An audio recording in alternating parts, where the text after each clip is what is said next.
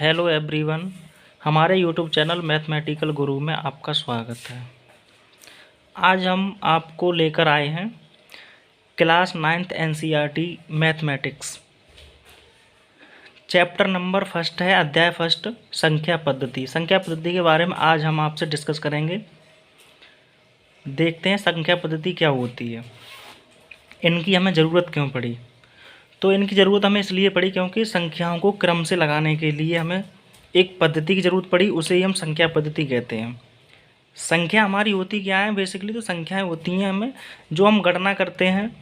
गणना करने के लिए जो जब हम यूज करते हैं, जैसे कोई वस्तु है कहीं पर रखी है 10वें नंबर पर, 11वें नंबर पर, तो उसका स्थान निर्धारण करने के लिए हमें संख्याओं की ज़रूरत पड़ी। तो हम देखते हैं संख्या के बारे में बात करेंगे हम। आज हम संख्या पद्धति पढ़ेंगे। चैप्टर नंबर फर्स्ट है संख्या पद्धति। इसकी कुछ बेसिक चीज़ें हैं, वो बेसिक चीज़ें बताएंगे एक्सरसाइज स्टार्ट करने से पहले। चलो देखते हैं तो क्या होती है हमारी संख्या पद्धति।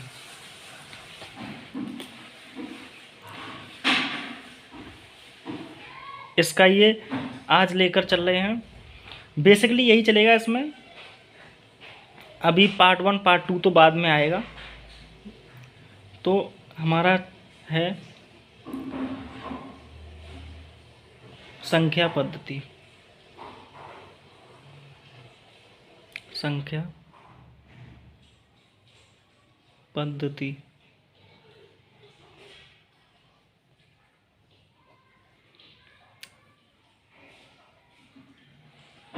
इंग्लिश में कहते हैं इसे नंबर सिस्टम।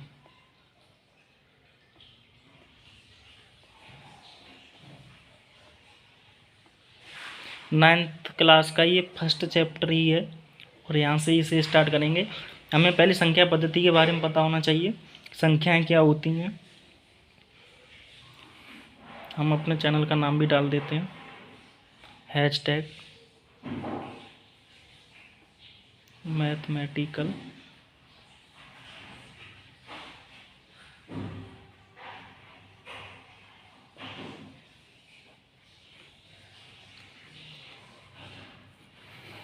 संख्या। तो संख्याओं का प्रयोग बेसिकली गणना करने में होता है। तो संख्याओं के बारे में, हमारी संख्याएं जो होती हैं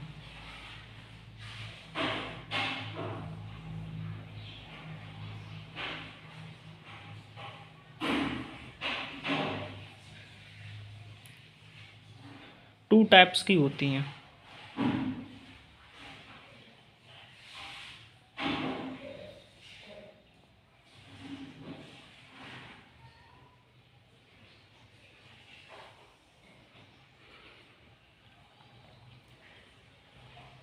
टू टाइप्स में कौन कौन सी होती हैं, तो नंबर 1 वास्तविक संख्याएं,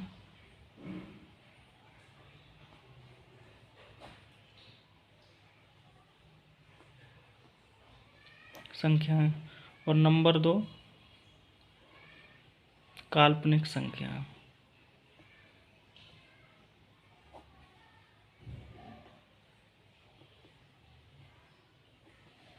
काल्पनिक संख्याएं, वास्तविक संख्याएं और काल्पनिक संख्याएं दो प्रकार की होती हैं बेसिकली। अब वास्तविक संख्याओं में भी हमारे स्टार्ट होते हैं नंबर 1 प्राकृतिक संख्याएं,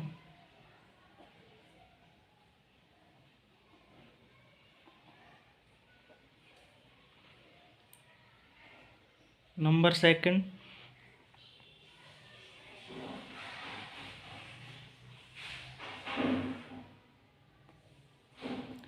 परमेय संख्याएं,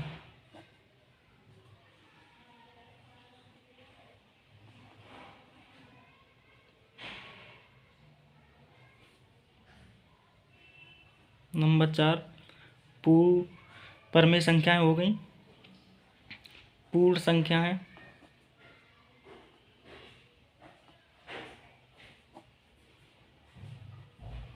नंबर 4 ये नंबर 3 था, नंबर 4 अपरमेय संख्याएं। मुझे अपरमेय और परमेय एक साथ ही लिखनी थी, कोई बात नहीं है।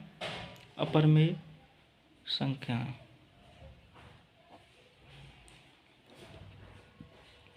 प्राकृतिक संख्याएं, परमेय संख्याएं, अपूर्ण संख्याएं, परमेय संख्याएं। 4th नंबर पर आएगा अभाज्य संख्याएं।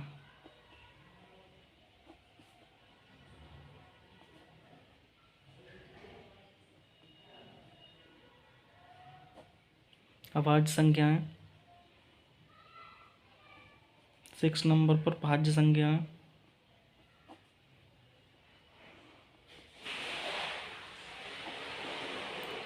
फिर उसके बाद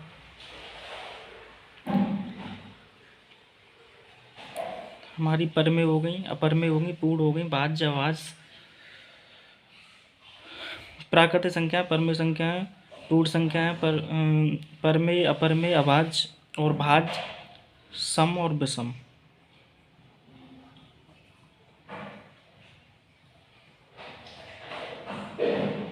सम संख्याएं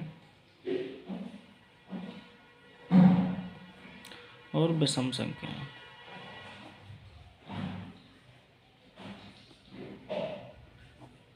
बेसिकली हमारी यही होती हैं और इनके बारे में हमें बेसिकली नॉलेज होनी चाहिए, तभी हम एक्सरसाइज कर पाएंगे और अच्छे से परफॉर्मेंस कर पाएंगे मैथ में। ये मान लो एक तरह से बेसिक है मैथ का, 9th क्लास से स्टार्ट होती हैं, 9th से स्टार्ट होती हैं, फिर 10th में भी संख्या पद्धति के बारे में दिखाया गया है, बताया गया है। अब हम आते हैं नंबर 2 में, जो हमारे हैं काल्पनिक संख्याएं होती हैं, वो बेसिकली यही होती हैं, जैसे हमने लिख लिया √3x + 4 या फिर आयटा 4 आयटा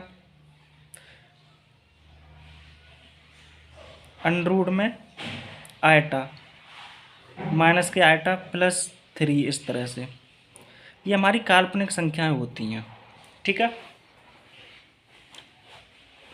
तो इनका यूज जो होता है 12th क्लास में होता है, इनका ज़्यादा खास यूज नहीं है, लेकिन हमें जो अभी काम पड़ेगा वो इनसे पड़ेगा, वास्तविक संख्याओं से, वास्तविक संख्याओं से। तो एक एक के बारे में हम डिस्कस करेंगे अच्छे से। प्राकृतिक संख्याएं क्या होती हैं, तो हम लिखेंगे, पहला नंबर डालेंगे प्राकृतिक संख्याएं। प्राकृतिक संख्या, प्राकृतिक संख्या क्या होती है? वे संख्याएं जिनका प्रयोग गणना करने में होता है, प्राकृतिक संख्याएं कहलाती हैं। यानी वे संख्याएं जो हमें प्रकृति ने दी वो संख्याएं प्राकृतिक संख्याएं कहलाती हैं। जैसे उदाहरण हम ले लेंगे, हम चाहें तो लिख भी सकते हैं, वे संख्याएं जिनका प्रयोग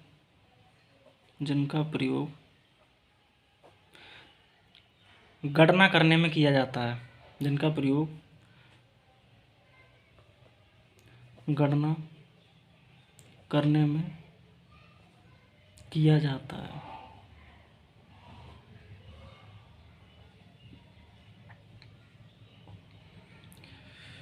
प्रयोग गणना करने में किया जाता है, जैसे 1, 2, 3, 4, 5, 6, 7, 8 ... इनफाइनाइट तक कुछ भी हो सकता है। अब बात करते हैं हम यहाँ पे, जैसे हमने ले लिया 1/2, क्या यह हमारी एक परमेय संख्या है? क्या हमारी यह प्राकृतिक संख्या है? तो यह प्राकृतिक संख्या नहीं है। यानी प्राकृतिक संख्या पूरी होनी चाहिए। ये आधी है हमारी, 1/2 है, 1/3, 1/4, ये हमारी प्राकृतिक संख्याएं नहीं है। अब हम नेक्स्ट बात करते हैं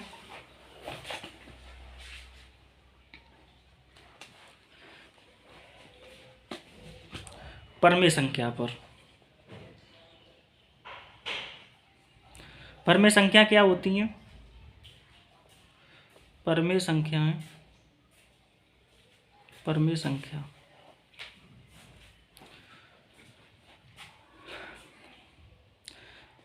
वे संख्याएं जिन्हें हम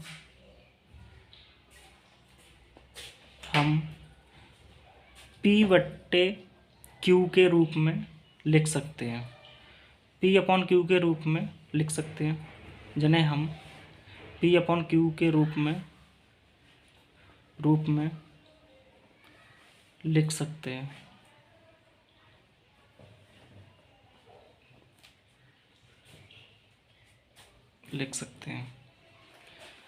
और Q कभी भी जीरो नहीं होना चाहिए, Q does not equal to zero. अगर Q जीरो हो गया तो वो परमेय संख्या नहीं रही। समझ में आया? तो Q कभी भी जीरो नहीं होना चाहिए। P अपॉन क्यू के रूप में लिख सकते हैं, जैसे हमने लिखा 4/3, 5/4। अगर हमने लिख दिया 0/1, 0/2, ये सब परमेय संख्याएं हैं, ये सब परमेय संख्याएं हैं। अगर हमने लिख दिया 3/0 या 1/0, तो यह हमारी परमेय संख्याएं नहीं हैं। ये हमारी कैसी होगी? अपरमेय संख्याएं होंगी, यानी कि इनकी हम गणना नहीं कर सकते, अनंत तक चला जाएगा इनका मान। तो ये थी हमारी परमेय संख्याएं। अब परमेय के साथ ही हम अपरमेय की भी बात कर लेते हैं। परमेय के साथ अपरमेय। नंबर 3 है हमारा अपरमेय संख्या है।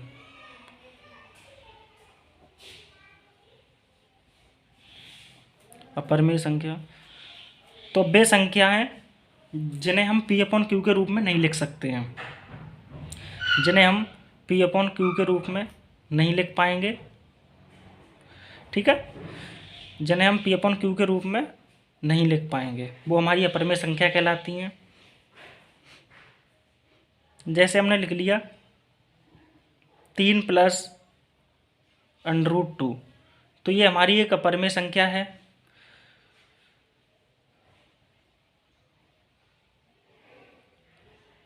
√π ले लिया, ये भी हमारी एक अपरमेय संख्या है। √5, ये भी हमारी एक अपरमेय संख्या है। ठीक है, ये होती है हमारी अपरमेय संख्याएं। अब बढ़ते हैं हम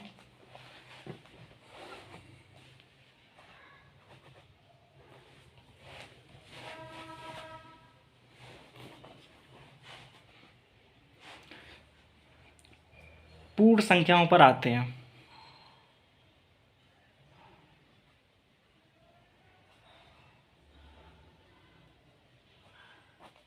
पूर्ण संख्या तो यदि प्राकृतिक संख्याओं में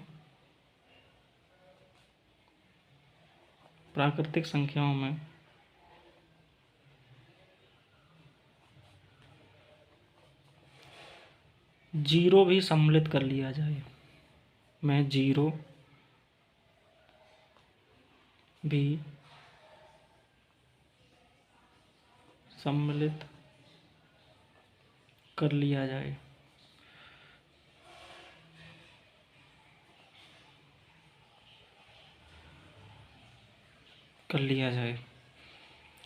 जैसे 0, 1, 2, 3, 4, 5, 6, 7 ... अनंत। जैसे जब तक 0 सम्मिलित नहीं तब तक तो हमारी प्राकृतिक संख्या। अगर 0 भी सम्मिलित कर लिया जाए तो 0 भी आ गया, तो ये हमारी कैसी हो गई? प्राकृतिक संख्याएं हो गई, सॉरी पूर्ण संख्याएं। और सभी पूर्ण संख्याएं परमेय संख्याएं भी होंगी। देखिए 0/1 करेंगे तो ये भी पूर्ण संख्या, इसके नीचे एक लगाएंगे, ये भी, तो ये पी अपॉन क्यू के रूप में सभी हैं, तो इसे हम पी अपॉन क्यू के रूप में लिख सकते हैं, सिर्फ अनंत को छोड़ करके। अब आगे हम आते हैं, नेक्स्ट है हमारी पूर्ण संख्याएं हो गई, अपरमेय हो गई, हमारी परमेय हो गई, प्राकृतिक हो गई, अभाज्य, भाज्य, सम, विषम। तो हम पहले बात करते हैं अभाज्य की।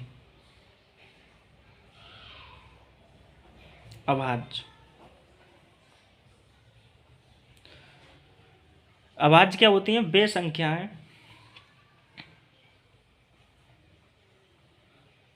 वे संख्याएं जो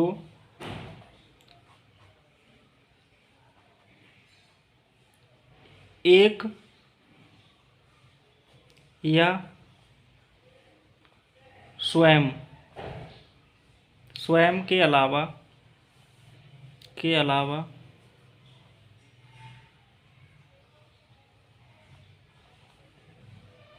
किसी अन्य संख्या से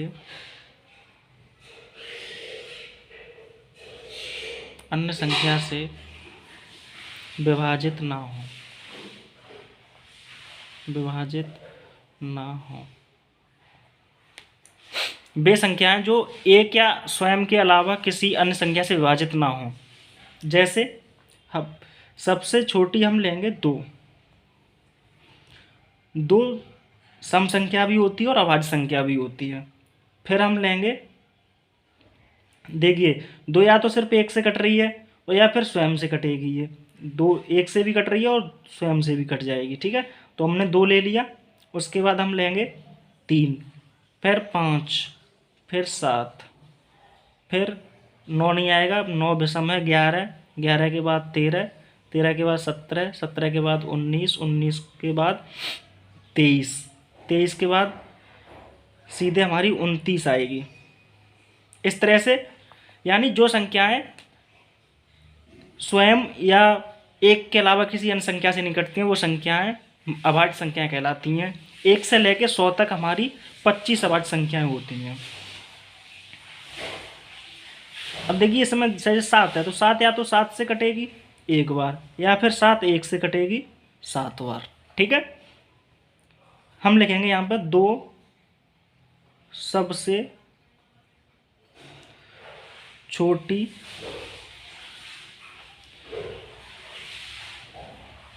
अभाज्य संख्या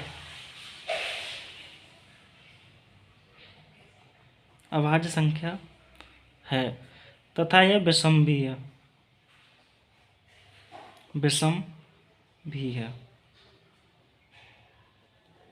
ठीक है। ये हमारी होगी अभाज्य संख्याएं। आप लोग 100 तक निकाल के देखना, वे संख्या लिखनी है हमें। होमवर्क में काम रहेगा जो संख्याएं सिर्फ एक या स्वयं के अलावा किसी अन्य से ना कटें, तो ऐसी संख्या 100 तक लिखनी है। 25 निकल के आएंगी, एक भी ज़्यादा या एक भी कम नहीं होनी चाहिए। अब हम बढ़ते हैं भाज्य संख्याओं पर।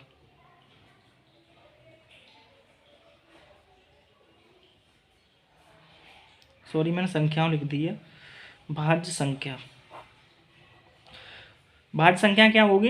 तो भाज्य संख्याएं जो संख्याएं एक या स्वयं के अलावा अन्य संख्याओं से भी विभाजित हो जाती हैं। जो संख्याएं एक या स्वयं के अलावा अन्य संख्याओं से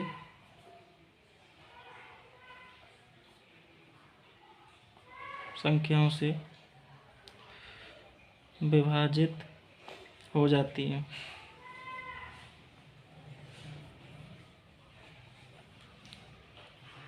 जैसे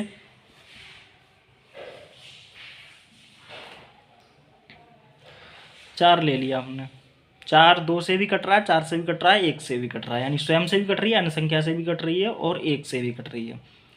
ऐसे ही हमने 6 ले लिया, 6 भी कट जाएगी, 8 भी कट जाएगी, 9 भी कट जाएगी, 10 भी कट जाएगी, डॉट डॉट डॉट डॉट। ये हमारी भाज्य संख्याएं होंगी, सॉरी, ये हमारी कैसी होंगी? भाज्य संख्याएं।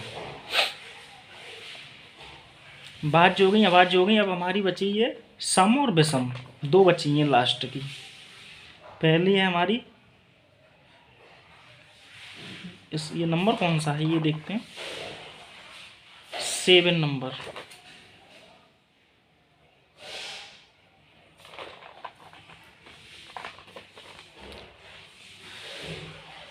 सम संख्याएं,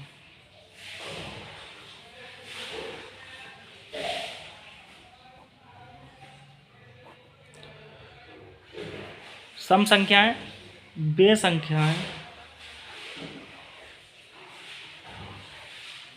वे संख्याएं जो सिर्फ 2 से विभाजित होती हैं।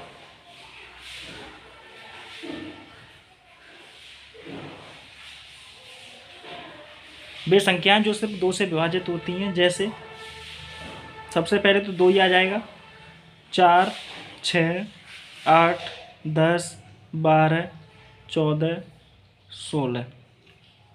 ठीक है, अब ये 2 से कट जाएंगी सब की सब। जैसे 16 ले लिया हमने, 16 2 से कट रही है तो बिल्कुल कट रही है 8 बार। फिर हमने 12 ले लिया तो 12 2 से कट रही है तो बिल्कुल कट रही है 6 बार। यानी वे संख्याएं जो 2 से कट जाती हैं वो हमारी सम संख्याएं कहलाती हैं। इतनी बात समझ में आई? ठीक है, अब हम देख लेते हैं कि 100 तक हमारी होती कितनी है सम संख्याएं। 100 तक 50 सम संख्याएं होती हैं, सम संख्याएं होती हैं। ठीक है, 50 तक सम संख्याएं होती हैं। अब हम आते हैं अपनी लास्ट संख्या पर, और ये है हमारा 8वां भाग, विषम संख्या।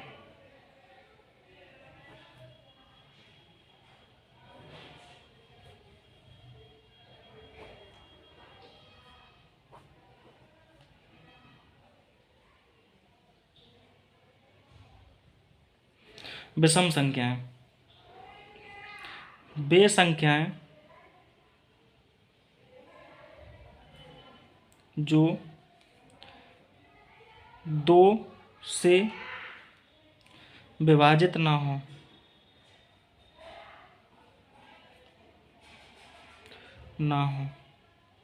जैसे हमने ले लिया 1, पूरी तरह से ना कटें, 1 ले लिया, फिर 3 ले लिया, 5 ले लिया, 7 ले लिया, 9 ले लिया, 11, 13, 15, इतनी ले लो अभी।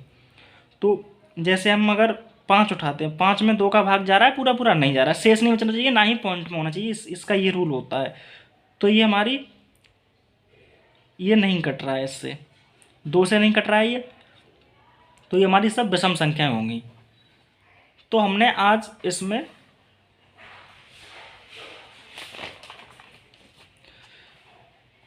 संख्याओं के बारे में कंप्लीट किया है। वास्तविक संख्याएं ये होती हैं हमारी। ठीक है, जल्दी हम नेक्स्ट पार्ट लेके आएंगे इसका, इसे पार्ट 1 मान सकते हैं, कोई दिक्कत नहीं है।